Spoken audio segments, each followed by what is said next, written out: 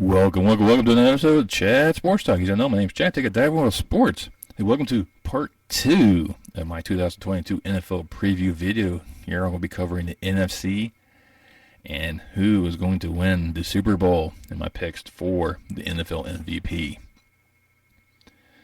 But hey, just hit that thumbs up for me, especially like the content provided. It really pleases you two guys. Help promote the channel out. You can subscribe. Love you guys reviewing my work. Love you all for doing that. Not me, you subscribe. It doesn't cost you a dime. Helps me provide more entertainment value for you. In case you didn't watch the other video, you just go up here, click the link. Take you back to the part 1 to cover the AFC side. And so I won't kind of go over that one. I won't go over who won the NFC to the end of this video, but let's go ahead and hit the NFC. We'll have the East, and the NFC East, I think it's just between two teams. But I think the one that's going to take the East is the one that's actually spent a lot of time developing and bringing in players to help them, and that is the Philadelphia Eagles. I have a feeling the Eagles are going to take the East. Let's put it this way. No team has repeated as Eastern Division champions for like 25 years, so that pretty much puts a strike against Dallas to begin with. Dallas has quite a few strikes against them anyways. But I just think there's enough around Jalen Hurts right now to kind of elevate them. This is his time to shine, because if he does not produce a playoff team, I think his time as Philly will be done. I think there's enough quarterbacks coming out of college that the Eagles will probably look at to replace Jalen Hurts with. And they jumped up to get him to replace Carson Wentz. So there's a lot of pressure on him. He has a lot of talent. He has some receivers now. We'll see what he does. But I think Philly will end up taking the East with 10 wins. Right behind them is, of course, the Cowboys. It always seems like the beginning of the year, Cowboys are always Super Bowl favorites on paper, and then as soon as they get to the season, it's just a whole different story. And the Cowboys does great against the division, against other poor quality teams. But when they come across against quality teams, they tend to struggle and not win most of them. Now, there's nothing against Dak Prescott. I think he's a great quarterback. Losing Amari Cooper will hurt him a lot. So, CeeDee Lamb's got to jump up and become number 1 receiver, but beyond that, there's no other depth. Ezekiel Elliott has got to run like he's never run before, but his production has decreased since he got paid. But no, they got Pollard in the backfield. It's pretty good. The defense should be phenomenal. Dan Quinn's got him on lockdown. And it's just, I think that defensive-wise, they're fine. It's the offense is going to hurt them, and their head coach, who can't tell time and likes the color yellow, because there's no discipline on this team. There are going to be a lot of penalties again. I think clock management is going to be another issue for him. And I think McCarthy knows he has lots of pressure on him, because Mr. Jones wants that Super Bowl again, and I think he'll get highly disappointed. You might see someone else taking over the reins in Big D, and I think Quinn's going to find himself out as well, but he'll have himself a new head coaching gig afterwards. But I look at Dallas winning 7 games this year. They got a pretty tough schedule. They don't have a stretch where they just lose a bunch of games, and it'll probably end up costing McCarthy his job. Now, to come up with the number 3 team, I kind of went back and forth on which one I want to go with, and I'm going to go with the Commanders on this one. I think they have Carson Wentz is a quality quarterback at times, but I think there's enough things to really look at Washington to really see that they got some things going on there. Chase Young should be a phenomenal corner piece of that Commanders defense. So I think to be all with that aspect, I think it should be fine. We'll kind of see how everything else kind of plays out with them. But I only got them winning 6 games this year. And the Giants,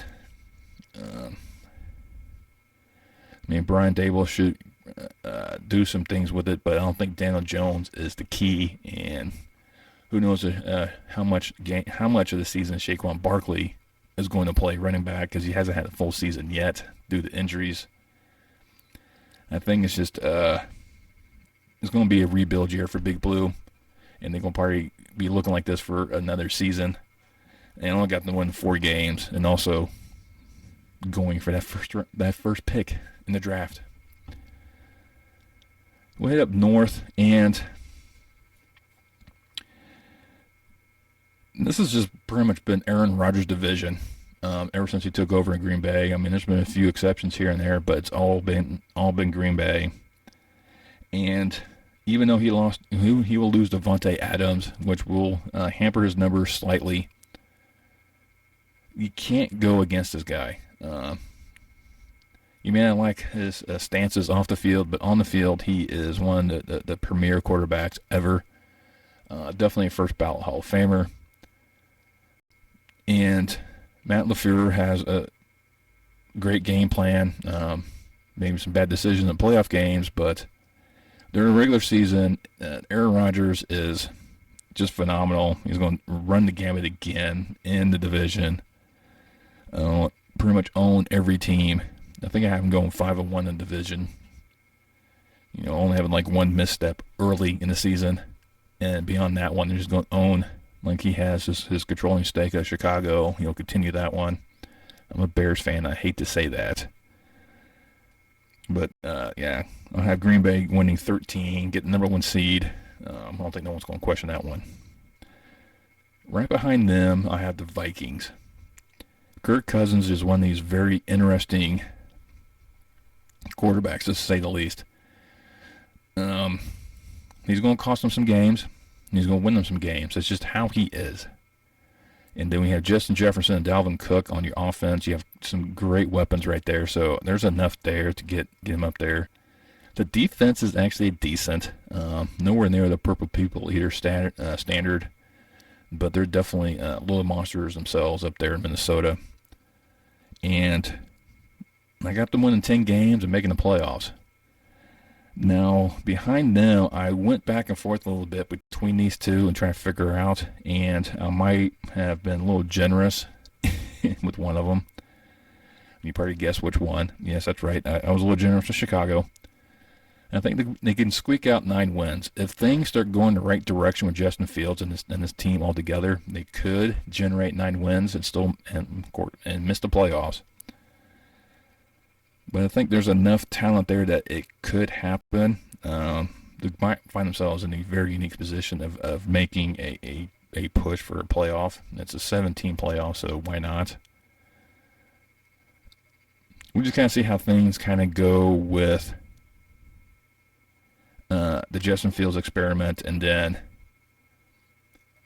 how the offensive line is going to handle, how their coaching is going to handle the offensive line troubles in Chicago, where Justin Fields can still thrive and develop that connection with Mooney, which he showed last year, and the tight ends they got in Chicago. And Detroit, I think, is another one that I know Dan Campbell's got a new perspective in this game, and Jared Goff is trying to revitalize his career after making it to the Super Bowl and just laying an egg. But, it's just one of these things that, somebody's got to be last in the division. And right now, there's not much going for Detroit. I mean, adding Aiden Hutchinson, the local defensive end standout out of Michigan, to your defense will definitely help.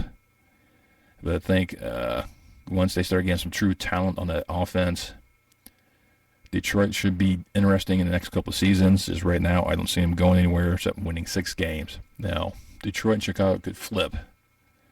I'll be completely honest with you, but I'm going Chicago with 9, Detroit 6. All right, then we head down to the NASCAR division, and you can't bet against Tom Brady. He is just the fountain of youth. He found it in Florida, and he is doing what he wants to do. The only issue I really have with Tampa Bay is that interior line. Because Brady has shown if you get pressure in his face, he crumbles. It has been proven time and time again that if you pressure him, he folds like a house of cards. And if he doesn't have, he doesn't have Gronk there, I don't think Gronk will come back. I think Gronk's going to stay retired. Even though there's people that are like, oh no, he's going to be back in November. No, I think Gronk's done. They could go out to get Odell Beckham, but I doubt it. Julio Jones has tried to, drink from the fountain of youth of Tom Brady. He's proven he's starting to show it in the preseason. And showing some connection with Tom Brady, so that could be a very unique aspect. Of course, Dwight Evans is a quality receiver as well. Defense looks halfway decent. Todd Bowles is now taking over the reins. So we'll see if he can resurrect his coaching career.